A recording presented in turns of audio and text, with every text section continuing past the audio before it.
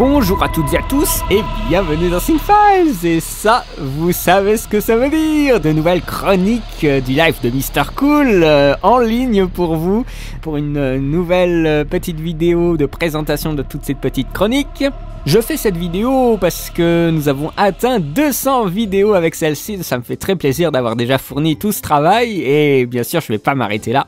Mais voilà, je voulais marquer le coup. Vous êtes de plus en plus nombreux à me rejoindre. Ça me fait très plaisir.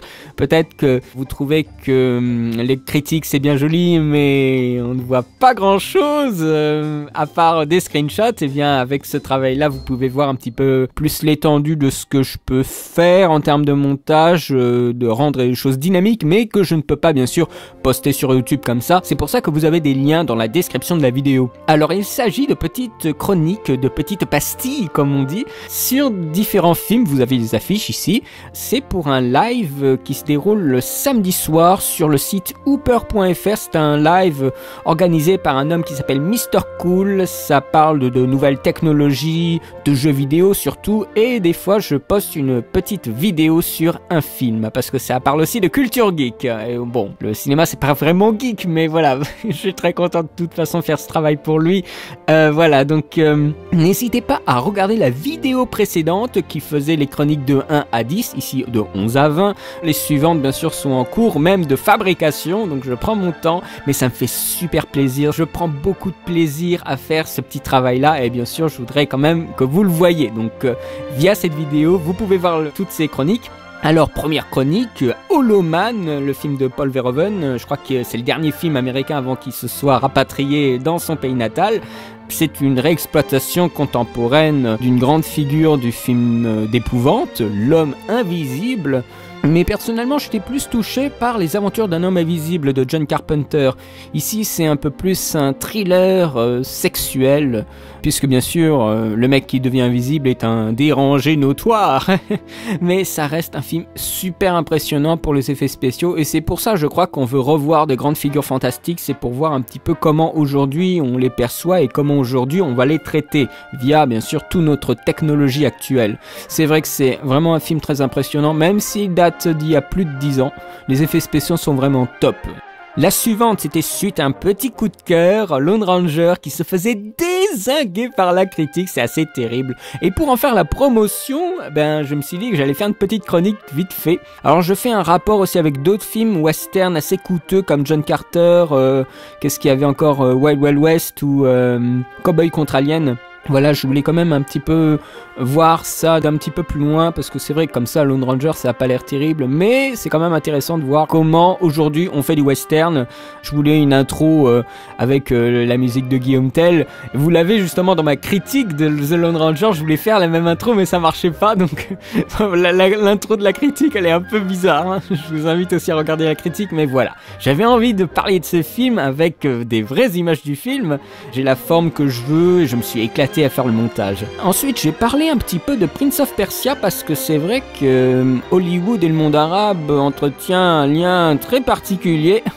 Dans un blockbuster de cette ampleur, c'est pas souvent qu'on a représentation des mondes arabes. Il y a un effort esthétique de design, de décor qui est ultra impressionnant. Moi je me rappelle des costumes qui m'avaient assez impressionné. C'est vrai pour une production standardisée et qui plus est dans nos temps actuels, représenter le monde arabe, bon, c'est pas facile. Donc moi j'avais envie de parler un peu de ce film pour lui dire, même si c'est comme ça, Prince of Persia, jeux vidéo, à part ça, il y a quand même un travail sur tout ce qui est la mise en scène, les effets spéciaux, ça rend très très bien, mais bien sûr c'est bien différent de ce qu'on peut avoir dans le jeu. Il y a une question de l'adaptation, je pense, qui traverse ce film. Le créateur de l'original, il me semble, a suivi le projet de près. C'est pas un mauvais film, c'est un bon film d'aventure, je crois. Mais qui pose des questions de l'adaptation, qui répond pas, qui peut-être en termes d'adaptation pure ne fait pas son boulot, mais en attendant, ça reste un film agréable à regarder. Je pense qu'il faut le voir comme ça. Ensuite, Léon, voilà une petite présentation simple, quelques infos très rapides, hein. Je ne connaissais pas trop ce qui environnait le film Léon, donc j'ai un peu regardé ce qui se faisait, et surtout, et c'est pour ça que j'aime aussi ces petites chroniques, c'est que quand j'ai une idée avec une musique ou des choses comme ça, avec un film, eh bien je fais le montage, et justement cette petite formule de ces chroniques live me permet justement de satisfaire mon envie de faire des clips en quelque sorte avec les films. Et là j'avais utilisé Party with No Name des Bee Gees pour faire le montage de la chronique sur Léon, et ça va vraiment trop bien. Des fois c'est juste une musique qui me motive à faire une vidéo, des fois c'est vraiment ça, et c'est le cas de Léon. Ensuite, Small Soldiers, l'anti-Toy Story, là où les jouets attaquent les gens. C'était un film rated R. C'est assez fantasmagorique. Ces petits jouets qui se rebellent contre les humains, c'est énorme. Une déformation de l'esprit que voulaient les financeurs du projet, Hasbro, je crois bien. Hein. C'est complètement déformé, c'est horriblement sombre. C'est une critique de la société, mais Joe Dante n'est pas à son premier coup d'essai. Avec Gremlins, il avait déjà fait fort. Et bien ici, avec Small Soldiers, il continue. C'est très réussi, mais c'est pas très connu. C'est pour ça que je fais aussi ces petites chroniques. C'est des fois pour mettre en avant des films qui ne sont pas connus. Et c'est bien sûr un film très fun à regarder. Ensuite, ce serait dommage de ne pas parler un peu de De Palma. Alors je me suis dit on va parler un petit peu de Mission Impossible. Il y a une gestion du suspense dans ce film, c'est assez impressionnant. C'est un film lent et je me suis posé la question de ce qu'était le film. Et vous, dans cette chronique, vous avez un début de réponse. Je dis que c'est surtout un film sur le regard. Il y a un côté un petit peu analytique dans cette chronique parce que j'ai regardé sur internet ce qu'il se disait. C'est assez léché comme esthétique et à mon avis, au vu du réalisateur, c'est beaucoup basé sur le regard plus que sur l'action. Et ensuite, en deuxième partie de chronique, je parle très rapidement, je donne mon avis en 10 secondes presque, de chaque suite dont il a fait l'objet. Ensuite, Le Roi et l'Oiseau. Alors je faisais Disney en même temps, mais j'avais envie aussi de sortir un petit peu du carcan Disney, parce que c'est jamais très bon de rester enfermé. Classique de l'animation française, mais c'est méga classique, hein, de Paul Grimaud. C'est très beau, c'est un vrai chef-d'œuvre, mais qui a eu beaucoup de problèmes et une sortie tardive. C'est influencé par plein de choses. L'univers de Dali, l'expressionnisme, on sent que c'est référencé. Mais c'est également une grosse influence, une grosse référence, je veux dire, sur les Japonais. J'aurais pas cru, mais les Japonais sont très impressionnés par ce film. Tout en étant une critique de la société, vous le sentez dès le début, une critique de la monarchie, d'un état totalitaire. Ce qui en fait justement une œuvre assez forte. C'est qu'il y a du double sens, il y a un deuxième axe de lecture, voire même un troisième, quatrième, hein. C'est pas forcément qu'il y en a un autre, mais il y en a plein d'autres. C'est un film riche, dans ce cas-là, aussi bien esthétiquement que politiquement. Ensuite vient une chronique assez étrange. Alors c'était suite à un article sur Écran Large qui m'avait donné envie d'en parler. C'est une chronique sur Avatar, mais pas que. Il y a Prometheus dans la partie, une étude comparative entre les deux films de science-fiction. Une de mes meilleures chroniques à mon sens. En tout cas là, les 3 dernières, c'est vraiment du méga lourd. Hein. Mais voilà, il y a des liens, des oppositions qui existent entre les deux films Avatar et Prometheus et qui vous ouvrent aussi à voir un petit peu les deux, mais sans dire c'est bon, c'est mauvais, ça sert à rien. Mais de voir un peu une opposition, comment les deux réalisateurs voient le monde à travers la science-fiction. Une opposition aussi avec la musique. Alors dès qu'on passe à Avatar, j'avais changé, je mettais la musique d'Avatar. Dès qu'on passait à Prometheus, je mettais un truc super sombre. Ça se voit aussi dans les couleurs, c'est assez incroyable comme les films se répondent et s'opposent, hein, se confrontent.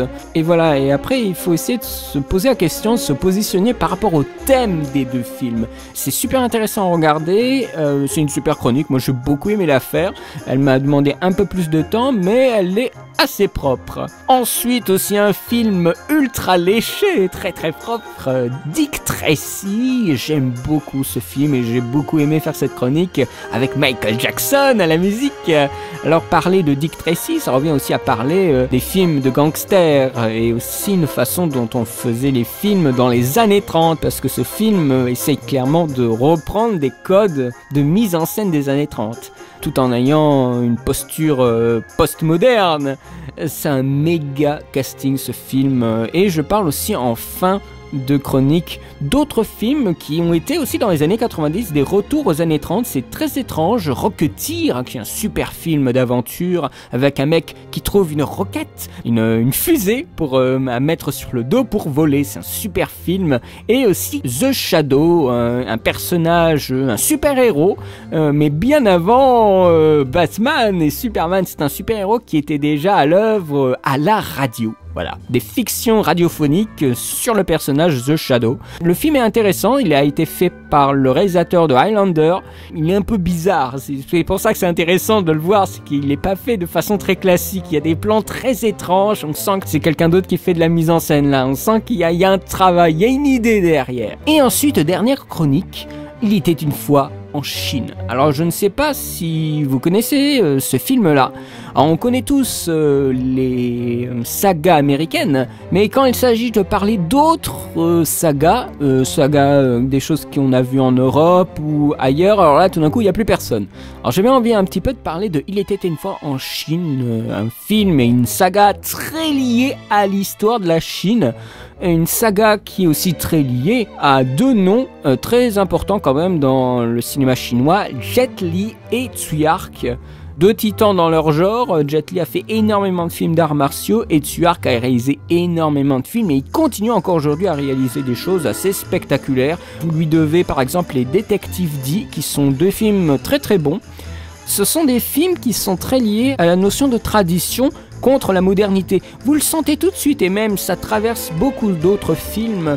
On sent même que c'est très chinois. C'est vraiment, alors là on est purement dans le film chinois. Il n'y a pas de corruption européenne ou américaine dans la mise en scène, dans les thèmes, dans le rapport entre les personnages. On sent que c'est vraiment écrit là-bas et que ça a été fait là-bas.